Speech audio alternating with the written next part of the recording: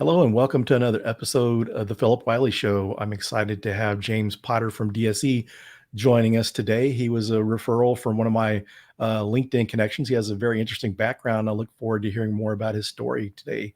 Welcome to the show, James. Hey, thanks for having me on. I appreciate it. It's great to have you. How long have you been in business? Oh, well, DSE was founded back in 2019, but really the past, year and a half or two has been kind of exceptional from a amount of work coming in standpoint. There's been a lot of growing pains on our side to kind of scale up and maintain our culture, but I think it's going really well. I'm excited about it. That's good. So did the pandemic seem to affect anything?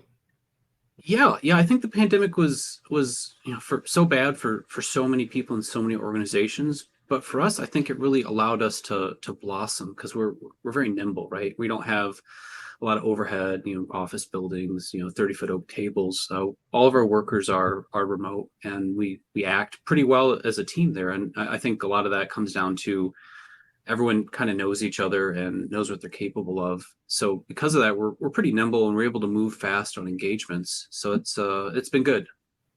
That's good. I think it's there. I think there's some value to that, and a lot of companies had as a big pivot to go to anything virtual. So it's good to be nimble like that. So I really think too that the whole opportunity to work remote has got to be good from an employer standpoint. So many people during the pandemic that got to work remote for the first time have really enjoyed it and didn't really want to go back into an office full time.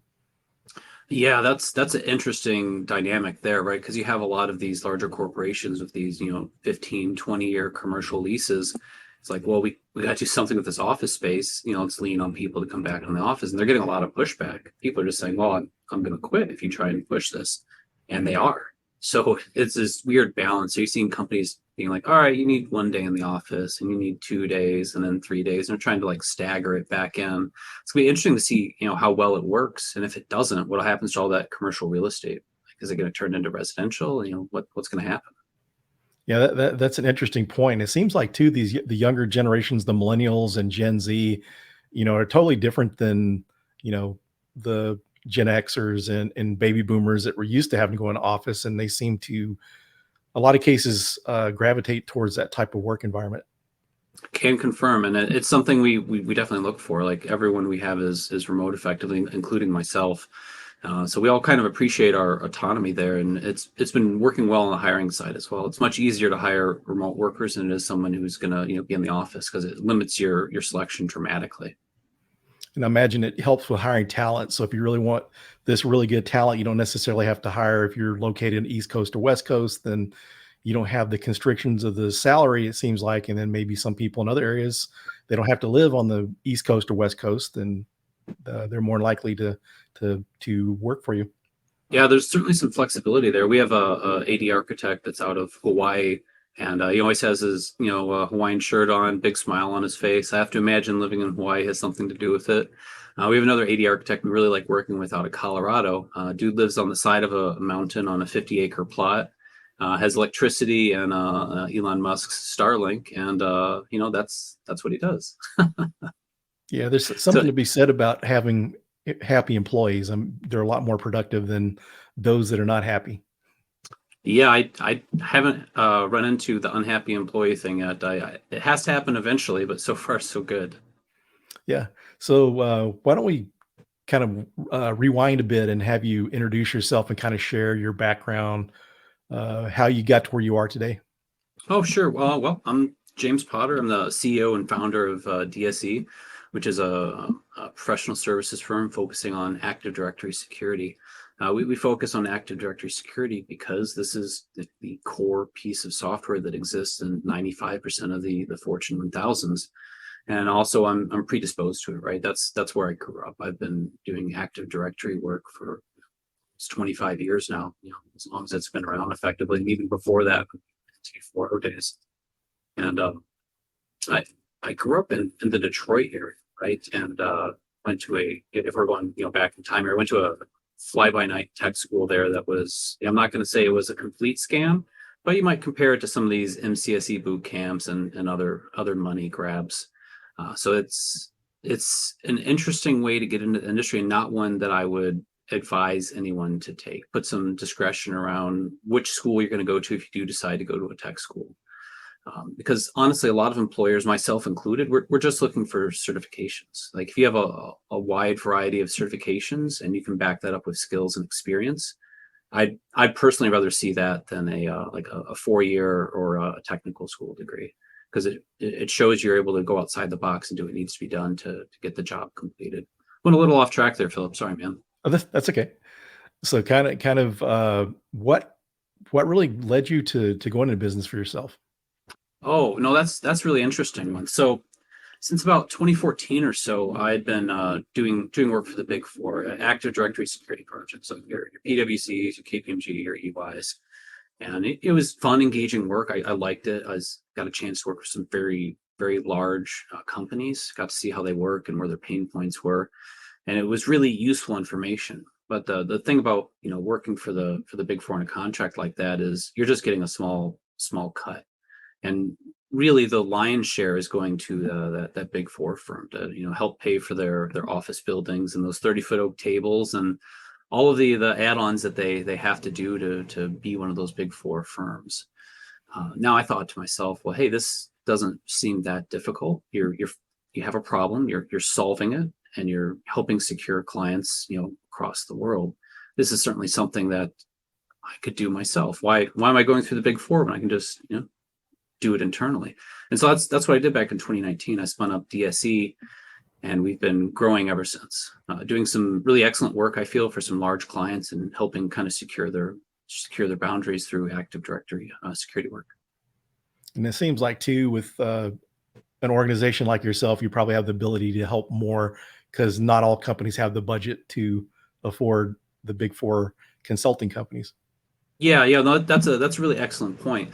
So a lot of the SMBs, your small and medium businesses, kind of get overlooked for the larger firms, right? They think often that they can't even afford security, which is such a trap, especially when it comes to Active Directory. You can kind of look at Active Directory as your filing cabinet, right? And as long as you have someone that's familiar with managing filing cabinets, can keep it organized, keep it under lock and key, and control access to it, then you're good to go. But if you don't do that, if you don't put that employee spend on a good AD architect, even if you are a small or medium business, over time that file cabinet becomes disorganized. You can't find what you're looking for through poor naming standards and disorganization and organization unit creep, and even worse, the security standards, right? So this is one thing we do as part of our AD Shaw program, our Active Directory Security Health Assessment, is we do a Kurt Survival crawl throughout the entire directory to see if there's any users with high-level permissions that may have just been granted it and no one notices. Because the interesting thing about Active Directory, you go look in Bob's user membership, right? And you see Bob's number of domain users and like a few software groups. Okay, well, Bob doesn't have any high-level permissions, right? But if you or someone else has explicitly granted them ACL access somewhere on the directory tree, and that's inherited, now they can manage all objects in that tree. Maybe they can reset a domain admin's password. Maybe they can initiate a sync of Active Directory. So Bob isn't just an end user in this case. Bob's a domain admin. He's the crown of the environment. And those are some of the things we kind of look for in these engagements to help clean up these directory structures. So you got to think about it. Like a lot of these companies have been around for 60, 70 years. They adopted Active Directory around 2000, and they've had staff turnover the past 20, 25 years. And you haven't had the same people manage that filing cabinet over time. And because of it, they become quite a mess, which can drive up costs and create very interesting security vulnerabilities. And I'm sure they run into a lot of issues where people have left the company. Those accounts haven't been properly decommissioned, as well as like maybe some contractor accounts. It doesn't get taken care of. And when you mentioned the 60 or 70-year-old companies, although we weren't dealing with Active Directory back then, but when you think about some of the methods of IAM, managing those accounts, a lot of things probably got missed earlier on. And so I imagine a lot of cases, there's a lot of accounts out there that are dormant that should be removed. Oh, absolutely. And that's just the tip of the iceberg, right? So when we talk about legacy accounts, that's one thing. But the other piece is the configurations on these accounts, because you might have accounts that are easily cracked since they're so old. And this is something we see pretty common. So you'll have a service account from the early 2000s built on like 2003 or even server 2000. And these security standards back then were much, much different than they are now. So a lot of those security weaknesses get inherited from those legacy creations. And you can have some really interesting ways for threat actors to get into your directory structure. Even if they're just a regular user, they can query the directory and they can look for these vulnerable accounts. It's kind of part of the living off the land attacks that are commonly used PowerShell for discovery. And if they find one of these accounts with like a RC4 or another weak cipher on them, it's pretty simple to get access to that account for a modern threat actor. So cleaning up these types of findings is pretty critical because it's low-hanging fruit for the bad guys. They get in, they're going to look at the easy, fast stuff first, and then from there they're going to kind of spread out to anything that they can touch within your environment. And once they start compromising these legacy accounts, it gets pretty scary from there. One interesting one we found recently is computer accounts back in the 2003 days. When they were initially created, if they were never logged into or managed, they actually have the exact same password as the name of the computer account.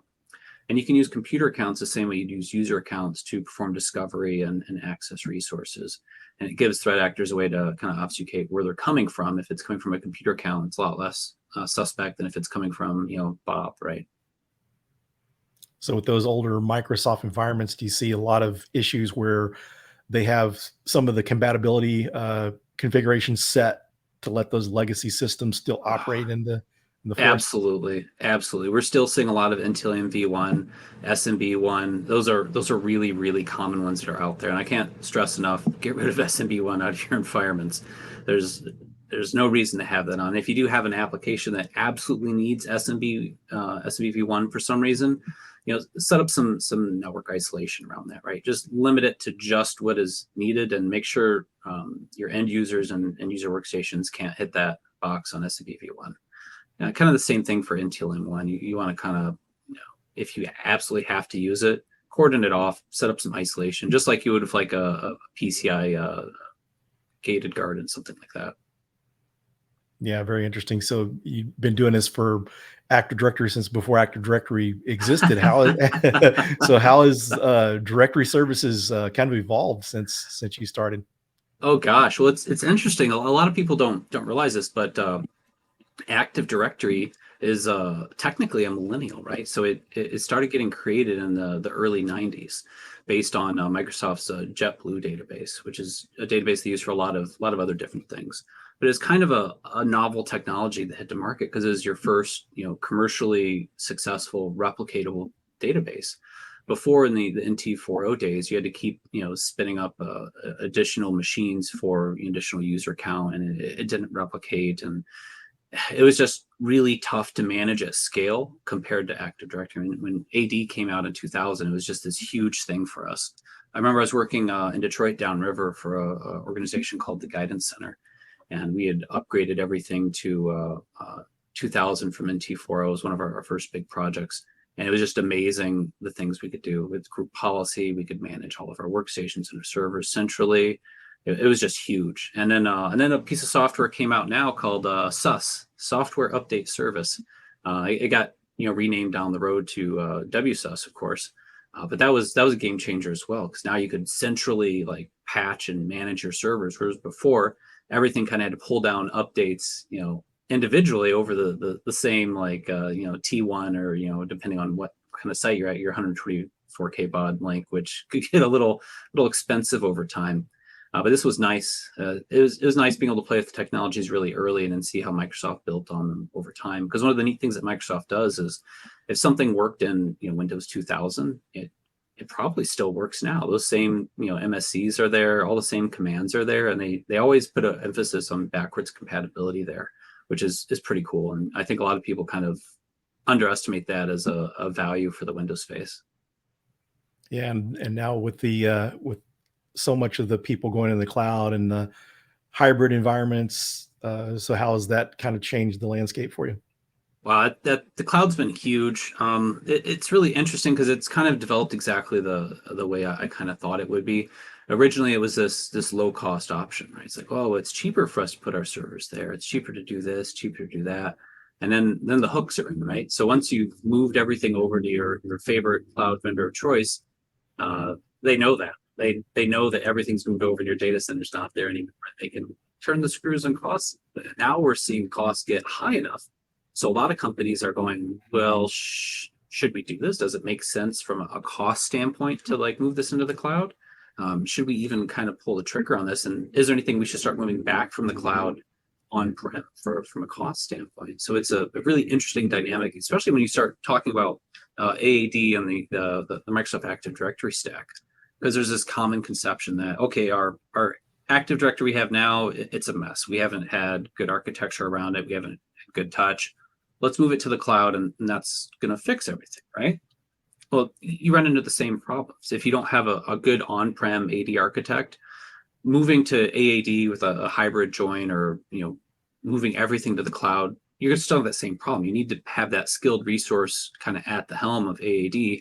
Otherwise, you're going to have all the same problems you did with your on-prem AD over time. And that's a tough one to explain to clients, because it results in staff spend. You got to spend on your AD architects, because they're the new mainframe guys, right? They're the ones out there with the stringy gray beard with a little rubber band in it that are a bit curmudgeon-y. There's not too many of them left. They're retiring, and Microsoft doesn't even call out Active Directory certs anymore. So if you have Active Directory skills and you want to polish those, I think they're going to be valuable for the next 20, maybe even 30 years as the landscape continues to change. So have you seen very many people go back to on-prem because some of the problems they ran into with the hybrid model? Partially. So what we're seeing right now is just the rumblings of it, like hey, this is really expensive. This was cheaper when we ran it on-prem. What is our real advantage to moving to the cloud? And the thing that always crops up there is the resiliency, right? That's where the cloud really shines, especially if your redundancies from a regional standpoint, and the fact that it exists everywhere is really good for these global corporations, right? They can toss something out there and they know it's going to have excellent availability, because it's extremely rare to have an entire region go down. Normally you have enough failover there so it's still functional.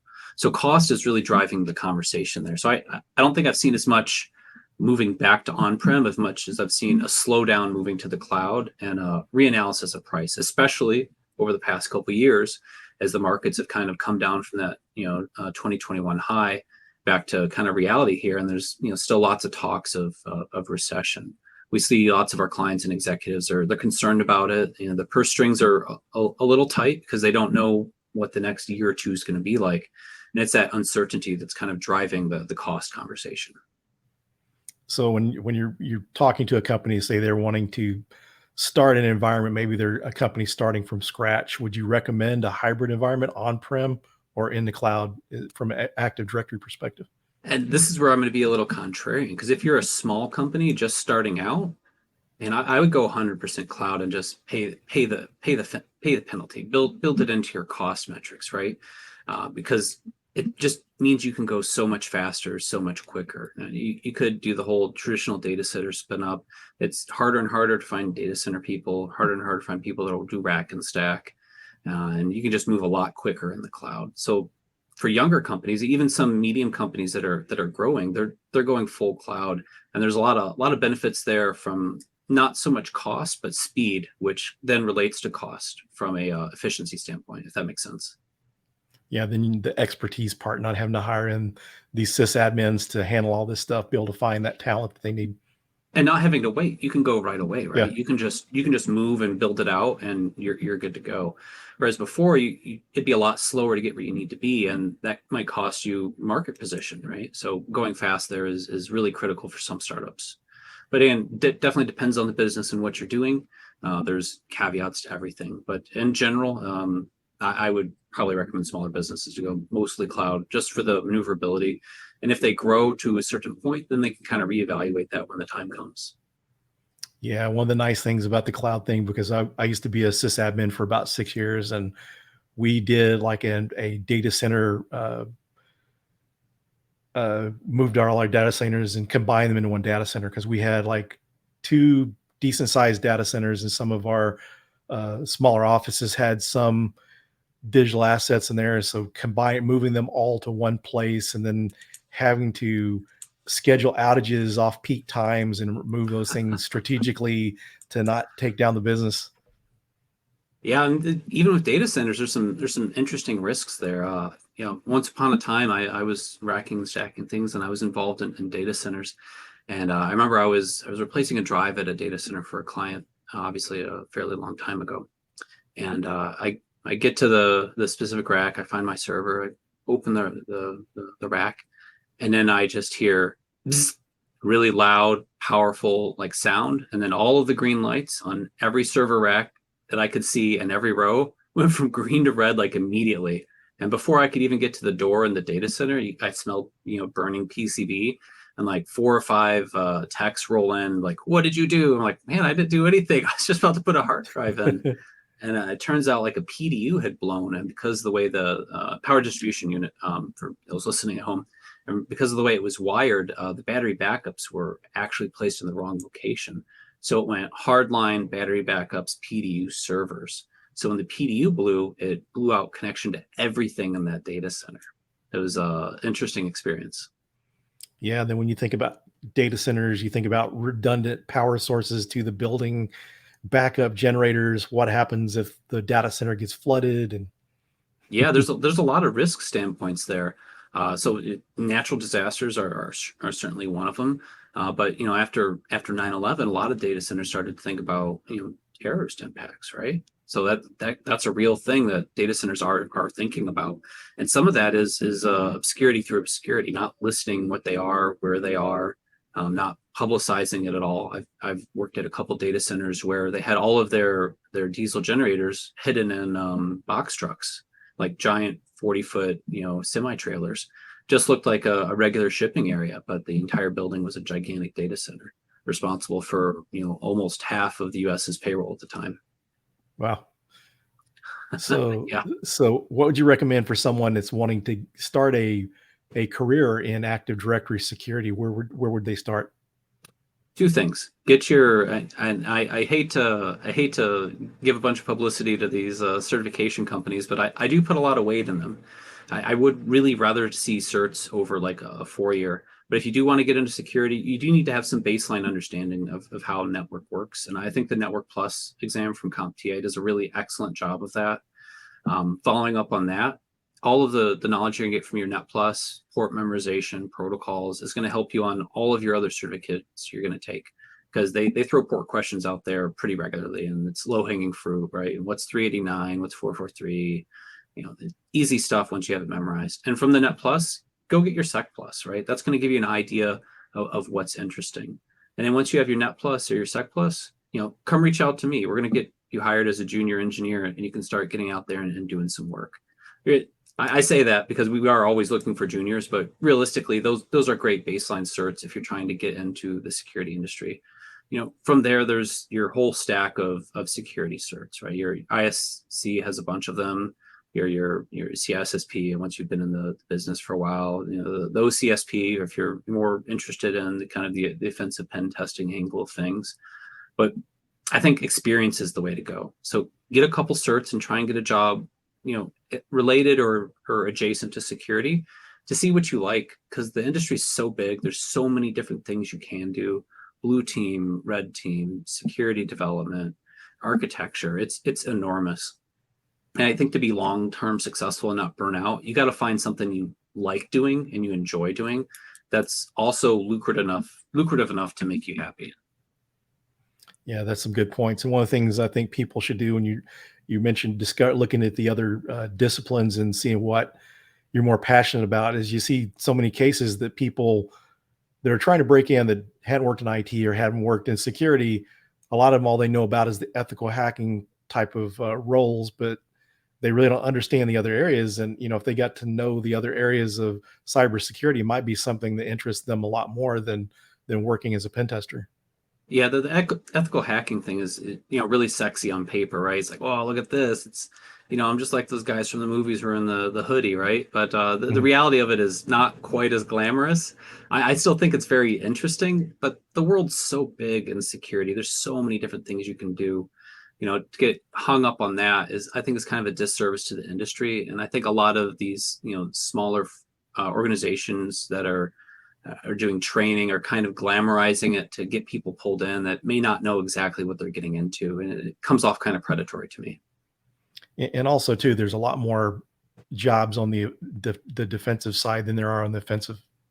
Absolutely. I think we're seeing the same kind of market saturation we saw with developers, right? So for the longest time, it was you got to be a dev, you got to be a dev, you got to know Java. That's the skill of the future, and everybody did that. So many people had never touched a computer started doing Java dev or whatever their favorite programming languages, and now there's a bit of glut of entry level programmers out there, and it's kind of hard to pivot from that to something else because it's such a specific skill set. So I've seen a lot of people trying to pivot into security after already having a bit of a programming background, and that's really excellent. That's in fact something we look for, because if you know how to write code in one language, that translates really well into most other languages. You know how the code flows, and learning C or PowerShell compared to what you had before is going to be a lot easier now because you have that kind of baseline experience. So we're getting down towards the end of the episode. Is there anything you'd like to share before we close it out? Oh man, don't be afraid. Imposter syndrome is huge. Every day I wake up and I ask myself, man, should I really be the CEO of this company? Am I qualified to do this? Why are people listening to me? You got to fight that every single day, because if you're motivated and you're there and you're getting those certs and you're pushing yourself, you do deserve it. You should be there, and don't give up. Great advice. Thanks for joining. And one of the things that I love about doing podcasts is when I'm introduced to someone like yourself that we haven't been previously connected, and getting to learn your story and get to know more about you. So it was an honor and a pleasure to have you on the show today. Oh, thanks, man. Appreciate it. Thanks, everyone, and we'll see you on the next episode.